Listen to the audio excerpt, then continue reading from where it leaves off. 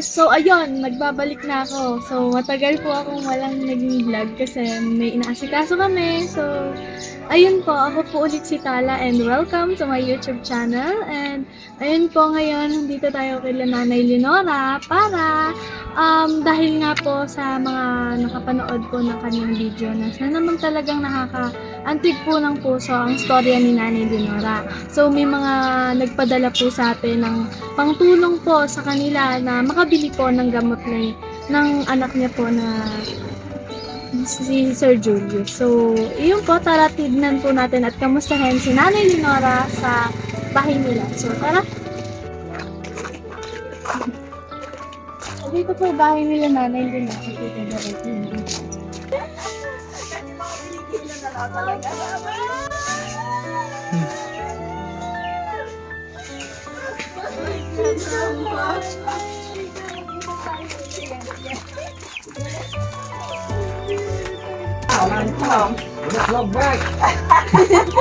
Bumalik po kami. Ayun, dito sa loob. Sige, Nay. Mag-uusap tayo ulit. Kentuan lang, Nay. Kakamustahin kita eh. Hindi na gusto ko marinig niya. Ang daming na ano sa ano mo na eh. Sa story niya ni Kuya. Opo, ang daming na. Alam mo ba kaya ako nakarating na sa gusto? Bakit po? Nagkanap na naman ako ng gamot. Nangalabit tayo yan. Ay, nagpo ba? Oo. Kaya yun, nung isang gabi, Sa Tarlac yan. Ay, ano pong pinanggal kay Kuya? kulang nga sa gamot. Sa gamot po. Ay, magkakano ba yung mga gamot namin mo ba? Yung kasing gamot niya, nasa 225 isang banig. Opo. 10 nilang ang laman. Tapos pang 5 araw niya yan. Yes. Kaya Tapos ngayon, Then ikaw po yan, merong PWD. may ginagamit pa kami PWD Pero niya. kung wala Wala PWD, yun. Mas mahal. mahal. Ay, Tapos kung 35 isa. kung walang authorization, bibili mo, mahal. So sana namin makakuha ng portahon. Hindi rin kami pinapayagan. Kasi nga baka Bawal daw. baka kung drog, baka Ay, kung drog ka. ginagong drug mo. Kaya nga ngayon, ikaw ako ay Eh, babalik. si Nay, galing ka sa Nusi ngayon, Oo, kanina. mga kapatid ko at ganun nga ang kailangan ko. Ay, may nakakay, Nay. Ala, Diyos ko po kaya kami, Ang layo pa ng dinan. May kapatid nga kasi ako doon na medyo maganda ang buhay. Ganun. Opo. Eh, Hindi ka nang binigyan. ay, hindi. Maganda ang buhay, hindi ka pa nabigyan ng ano. Hindi pa rin. Oo. Sayang. Buti na lang pumunta kami dito, Nay. Nung isang gabi naman, maski gabi na lumalabas pa rin ako na naghahanap buhay. Anong ginagawa niyo, Nay? Nakikita. Naghihilot ka pa. Oo. Eto nga, mapapahilot ulit. Bababa na sana ako doon kanina. Opo. Ay, nahanap ka nga namin. Ay, si Kuya nakita namin dito kanina. Ilang araw na ako lumalakad kasi dahil Opo. sa Tapos galing ka daw Bulacan ng isang araw. Oo. Tapos wala pa rin kami gano'n. Naubos na yung bill. Hinahanap ko. Naghahanap na ako.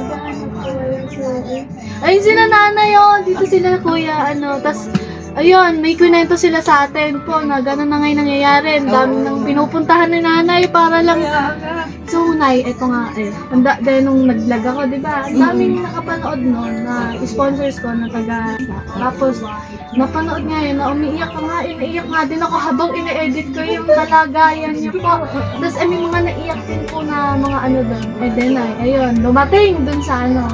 So, Nay, ilang minisave. Na-miss kita, Nay, kako gano'n. Connect ka sa nung sabi nagpunta kayo minsan doon. Diyos ko. Punta kami sa alam mo. Wala naman siya kako nasa Bulacan. Ilang araw kami bumabalik kay nanay lagi daw umaalis kasi naghahanap po ata kayo. Grabe pinagdadaanan ni nanay, Isa na ako si tatay asa na po si tatay. Umalis. Umaalis din. Naglilibot-libot. Si kuya, ikaw lang po dito magato. Buti. Kaya alalang-alalang Ano ako ka kaya. nga po baka mo magano. Bisyo. Pataya. Basta merong nararamdaman niya. Pati kumakain. Bigla na lang po siyang gagano. Kaagad yan. Tapos sige.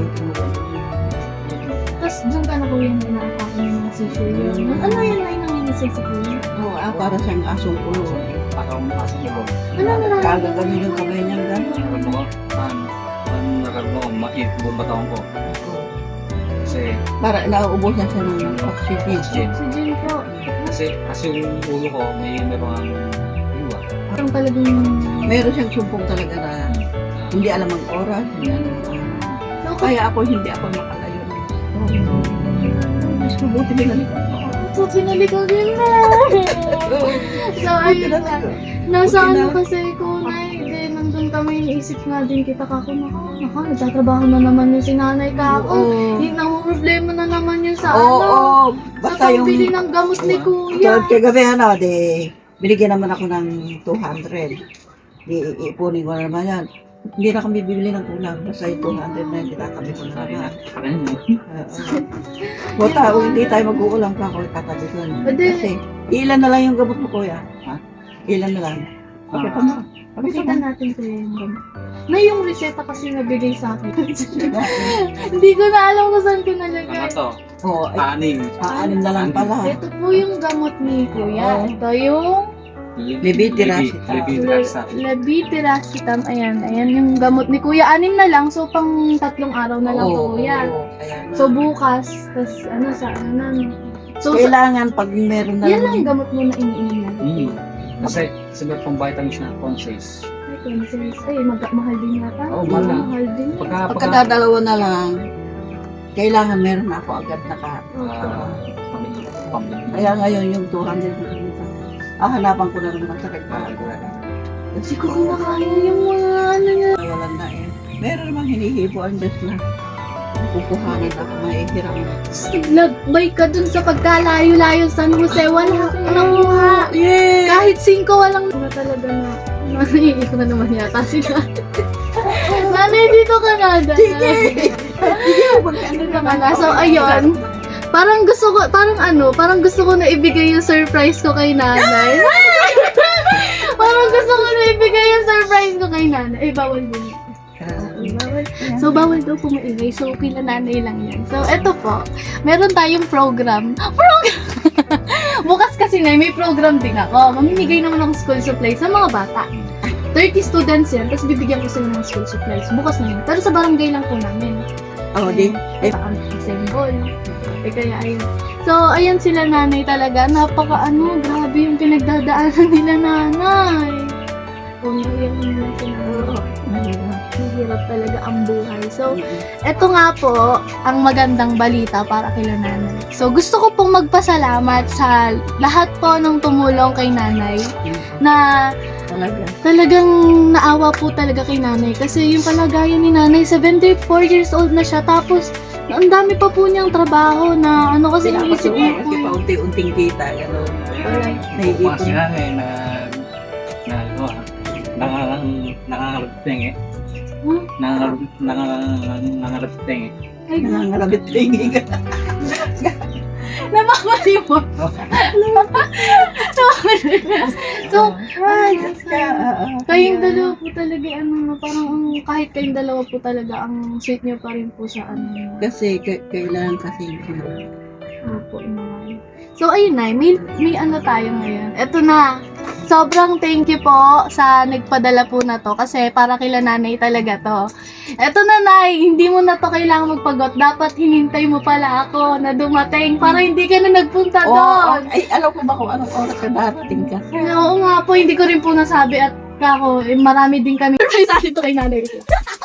Magsasayaw ako dito. Magiging ako ni Kuya Will dito. Wait lang. Nay, wait lang. Nay, dapat nagsasayaw ka din. Para ibigay ko. Tataling gano'n na. Gano'n. Dapat magagalang ka. Nay, gano'n. Ito na yan. Ay, galing ko meron si nanay. Dali na, galing ko meron si nanay. Ay, isa pa kay Bot. Baka madagdagan yan. Mana daw yan noon. Mananayo ka na. Ito ka na yan. Ano ba? Sayo ka na ako dali. Ay, gusto ko may kembot ka. Baka hindi na madagdagan yan. Kailangan ko ba Ilan na yan, Nay? Ilan na yan? Oo, baka madagdagan pa yan. 1, 2, 3. So, ayun po. Nay. So, ayun, sobrang talaga ni nanay. Pero may lang nilas ko yan.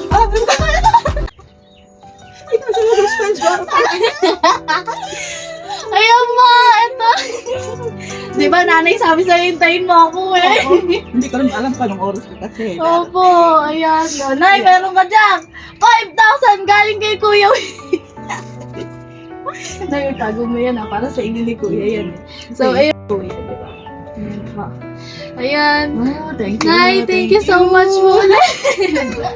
Ayan, Nay, baka may gusto ka sabihin sa mga nagbigay po niyan sa inyo, Nay. Meron. Kasi po, sa inyong munting tulong, nagpapasalamat ako sa Diyos at kayo ang hinipo para sa amin. Opo. Pero sa tagal namin na magkasama ng aking anak, hindi namin inaasahan na meron din palang hihipuin ng Diyos para sa amin. Thank you, Lord. Thank you. Thank you po sa inyong lahat. Salamat po. Hindi mauubos ang pasasalamat ko sa kanila. At kasi itong ibigay na ito sa akin, malaking bagay sa buhay namin. Ganun. Salamat. Thank you, Nay, ulit. Thank you, Kuya. Thank you so much po. So, ayun pa, si Kuya, baka may gusto ka sabihin. May masasabihin ka ba? Thank you, Tala. Thank you, Christian. Ayun po, galing po talaga yan sa Team Tala. Eh, buti na talaga nakita ka namin. And kay si Christian, kasi ang Kaya naging siya sa na inyo. yung tinawag. Opo. Siya talaga. Paano na kaya ang buhay ng anak ko? Wala na ako. Hindi, Nay, matagal pa yan. Kaya pa natin yan. Alam kung anong oras eh, di ba? Opo, pero alam niyo naman na nagawa niya din naman po yung tungkulin niya kay sa mundo na to. Kaya alam kong madami pang lakas na ibibigay sa iyo, Senyor. Salamat sa Diyos kasi Matagal pa yan, Nay. Wala pa yan. yun ang hinihilig ko sa Diyos na bigyan pa ako ng bakas. Abot ka pa ng 200 years old, Nay.